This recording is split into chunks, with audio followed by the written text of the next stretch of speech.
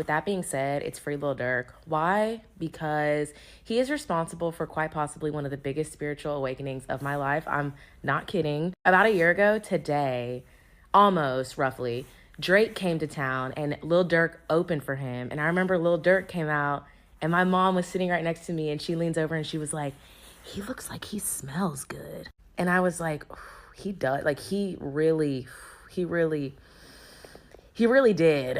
And literally the whole night I was like, oh my gosh, like, am I a Lil Durk fan? Like, I couldn't name you one Lil Durk song, honestly. Still to this day, I couldn't name one song.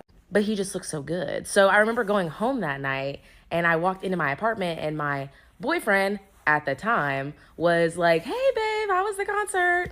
And I was like, oh, it was great. Like in the back of my head, I was like, Lil Durk, Lil Durk, Lil Durk. But literally in the back of my head, I was like, I think our time is up. Like between me and him, I think our time is up because I feel like I have seen the other side. Like I've seen that it could be better for me, right? So I literally went to bed that night and I had a dream. I had a dream about Lil Durk. Not the dream that Martin Luther King had, right? But I have a dream. But a dream nonetheless. Lil Durk, Lil Durk, Lil Durk. He really did.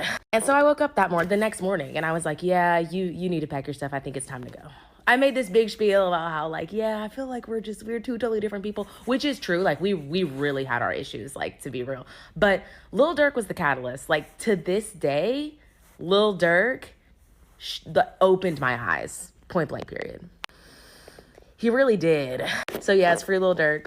Free my boo.